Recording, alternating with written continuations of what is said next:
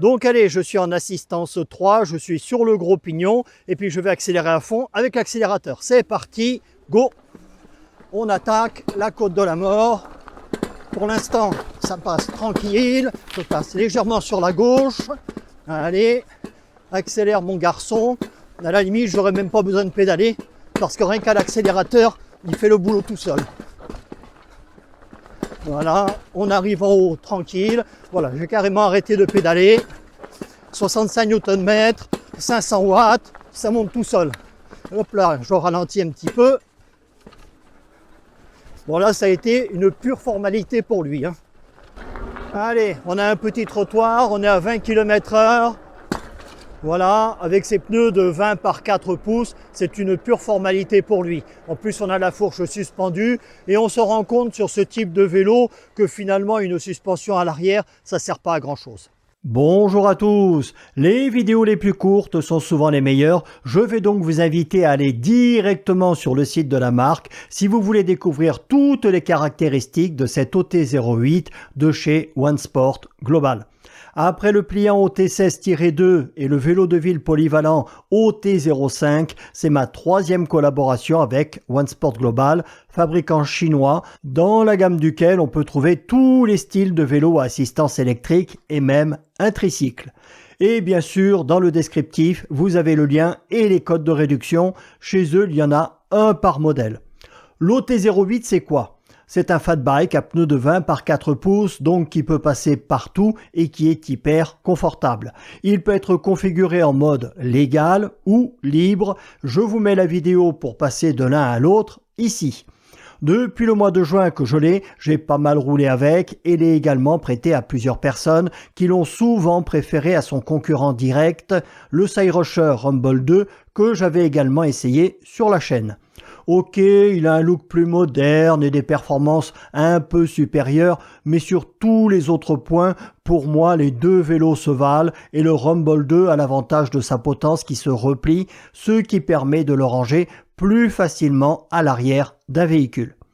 Moteur 250 watts et 500 en crête qui développe 65 Nm dans le moyeu arrière. Ça pousse pas mal. Livraison UPS filet A et comme pour le premier vélo qu'il m'avait envoyé, le livreur m'a prévenu, il était hyper aimable et le carton est arrivé en parfait état. Carton qui pesait 44 kg, le vélo en fait 37 et je vous affiche les dimensions du carton à l'écran.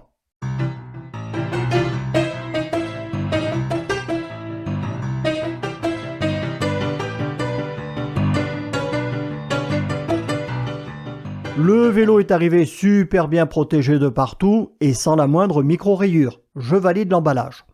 Au niveau du montage, les outils sont fournis et ça va être du classique pour ce genre de vélo. On va monter le guidon qui est déjà équipé sur la potence, le garde-boue, l'éclairage et la roue avant, la tige de selle, les pédales et particularités de ce vélo. On a une planche à apéro qui est livrée avec et que l'on pourra monter ou pas sur le porte-bagages qui a un emplacement intérieur qui sur le modèle OT08 Pro permet d'emporter une seconde batterie.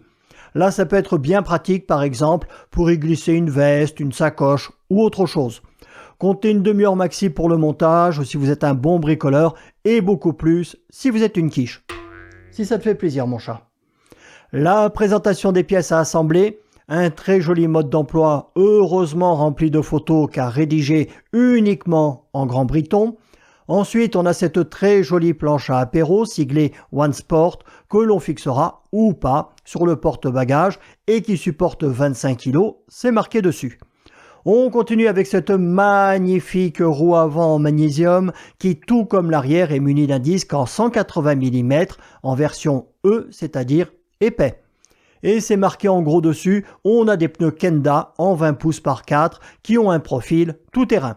On continue avec ce garde-boue avant en métal, tout comme l'arrière, qui est très enveloppant. Ensuite, on a l'axe de la roue avant qui se visse et qui est muni de sécurité.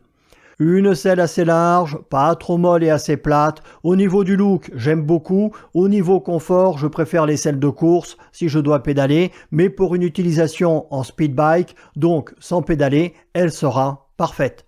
Et on a une tige de selle graduée, à serrage par le dessous, ce sont les meilleurs.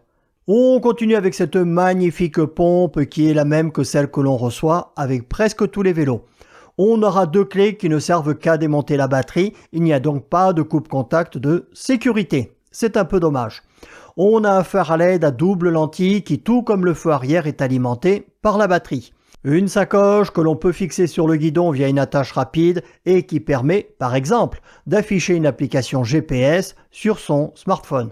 Un chargeur à câble amovible qui n'est pas ventilé, donc silencieux, et qui délivre du 54,6 volts en 2 ampères. La batterie étant une 48 volts 18 ampères-heure 864 Wh, il faudra compter 9 heures pour une charge complète et entre 4 et 5 heures pour une partielle. Dans cette sublime boîte en carton marron, nous allons trouver une très jolie paire de pédales à crampons tout en aluminium, une sonnette mécanique qui ne risque pas de tomber en panne et cette très fournie trousse à outils en tissu qui est munie d'un velcro. Là, ce sont des vis et des caches et on termine par l'accessoire le plus intéressant, pour moi en tout cas, la poignée d'accélération qui, je le rappelle, est totalement illégale si elle vous amène à plus de 6 km/h sur la voie publique.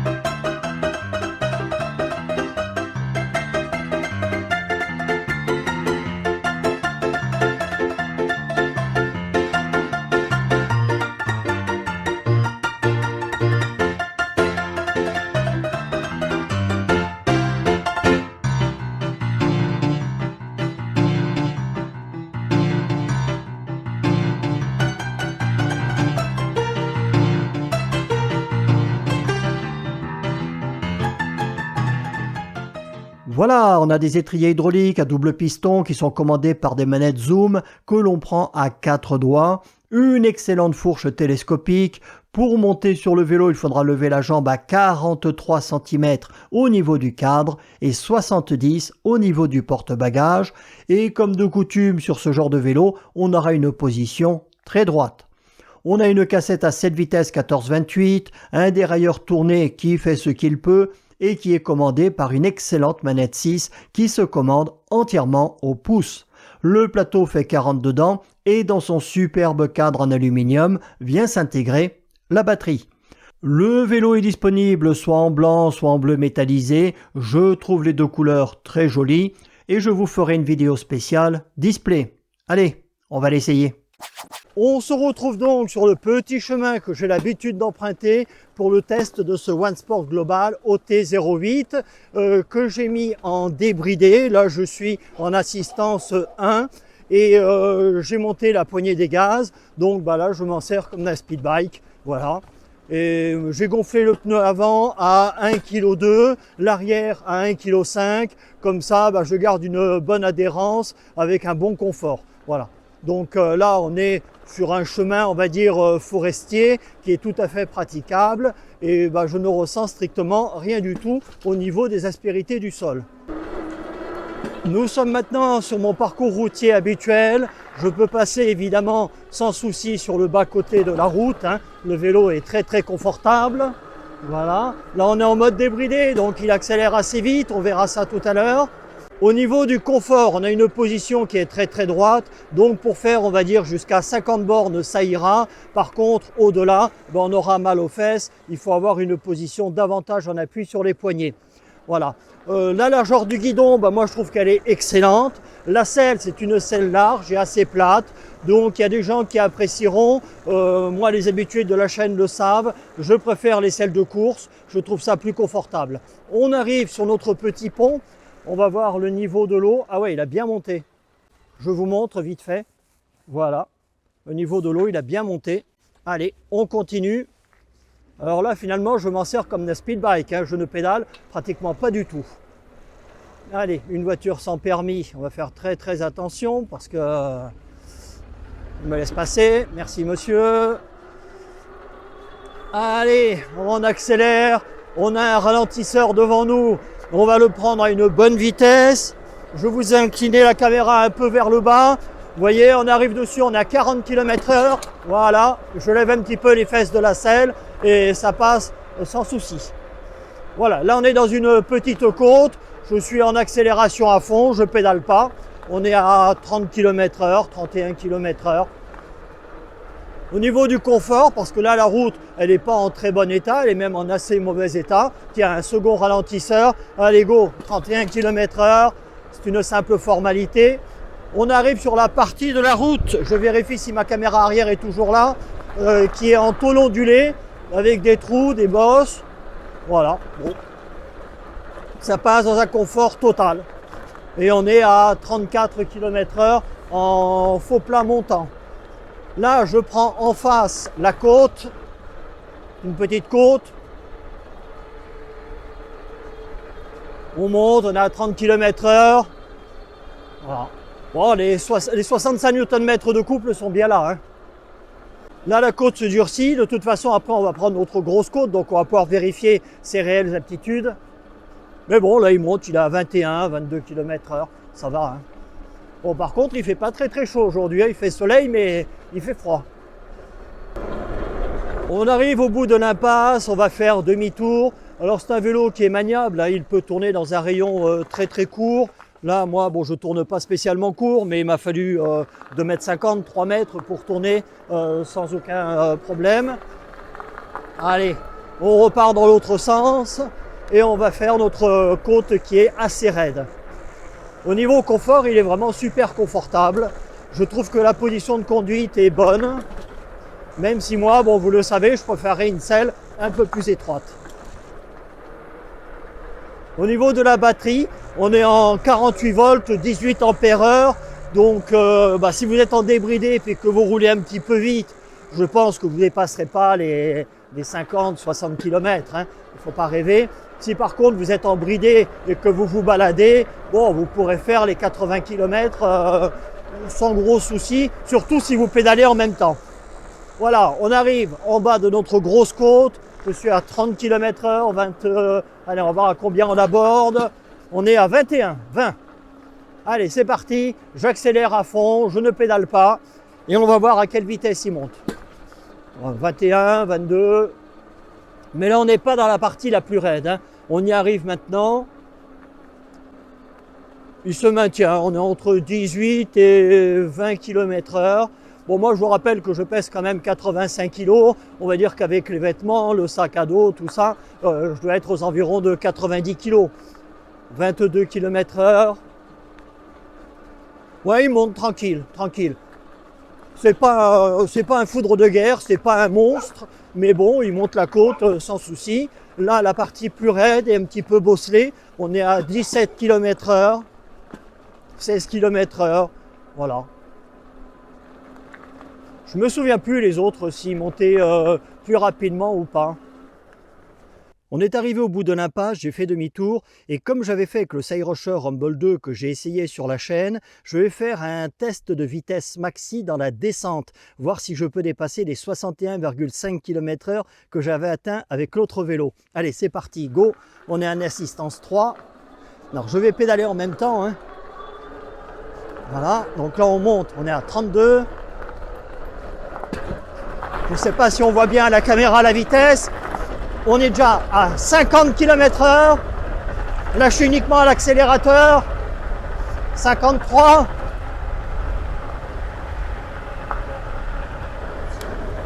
On a atteint les 55 km/h. Voilà. Mais par contre, je n'ai pas pu pédaler parce que la démultiplication est un petit peu courte pour ça. On va faire le retour, ouais, tranquille, en se baladant.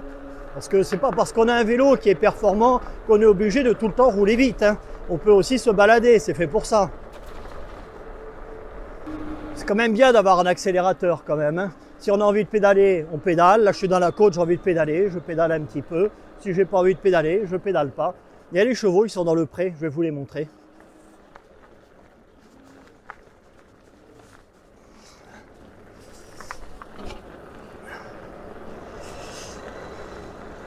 Voilà, on s'arrête tranquillou, je mets la béquille. Hop. Voilà, on en a un là. Ici, on en a un au premier plan et 3 à l'arrière-plan avec les vignes en fond d'écran. Voilà, vous voyez un petit peu le paysage dans lequel je fais mes essais. Allez, c'est reparti. Voilà, là on a notre vélo sur le bord de la route. Alors ce vélo, moi je l'ai depuis 6 mois maintenant et j'ai eu l'occasion de le faire essayer à plusieurs personnes. Par contre, OneSport m'avait demandé d'attendre pour publier l'essai parce qu'ils étaient en rupture de stock. Voilà, donc il fallait que j'attende qu'ils aient à nouveau du stock pour pouvoir publier l'essai du vélo. Et toutes les personnes auxquelles je l'ai fait essayer, eh bien, parmi les différents vélos que j'ai et que j'ai pu leur faire essayer, ils m'ont dit que c'était celui qu'ils préféraient. On arrive dans un grand rond-point, la route est assez froide, donc je ne vais pas faire le fou en prenant un angle de folie. Voilà, on passe tranquille, on est à 35 km/h et on va faire dans l'autre sens un test de vitesse maxi. Allez, on peut commencer à accélérer, je suis à fond.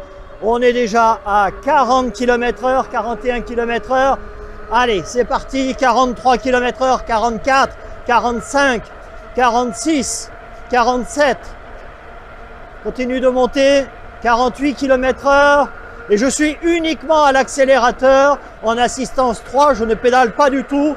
48, 48,5, 49 km/h. On passe, une petite rigole, ça passe sans souci.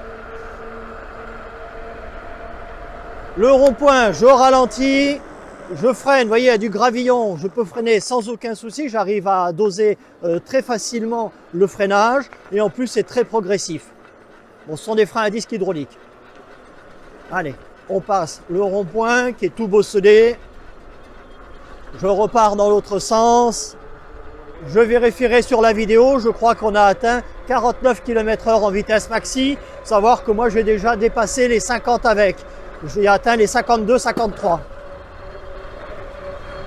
Ah, c'est génial, hein, il est hyper maniable. Tu fais ce que tu veux avec. Hein. Moi, j'adore les fat bikes.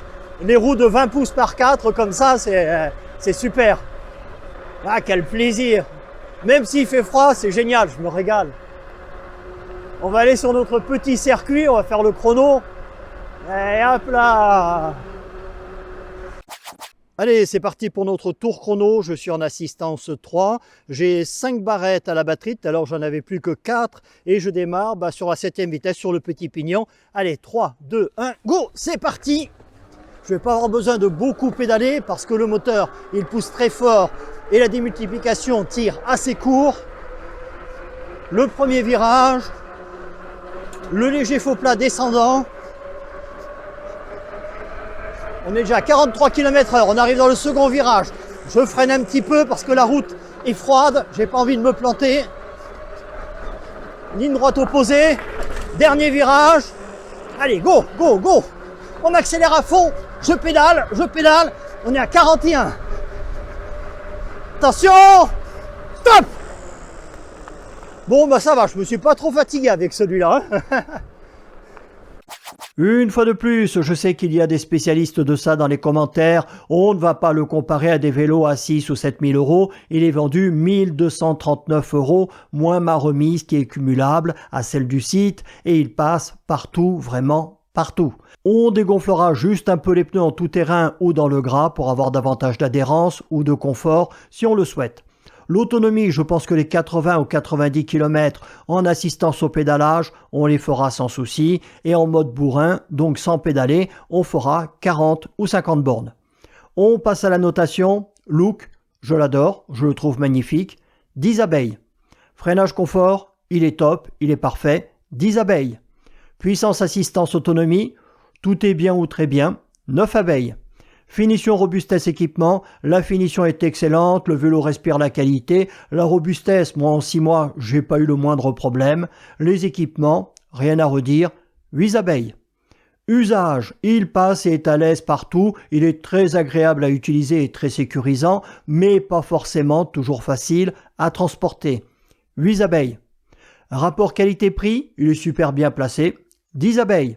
On arrive donc à un total amplement mérité de 55 abeilles sur 60, ce qui lui vaut le label 5 abeilles. Est-ce que je recommande l'achat de ce vélo ? Si vous n'avez pas besoin de le transporter régulièrement dans une voiture, je dirais 1000 fois oui. Sinon, prenez plutôt un pliant. Conclusion, c'est un peu encombrant, mais le fat bike, c'est génial à utiliser, c'est à l'aise partout et une fois de plus, on a eu un excellent vélo de chez OneSport Global.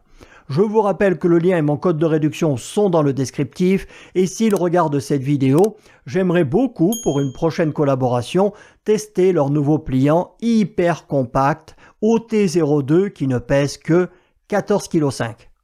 Salut à tous.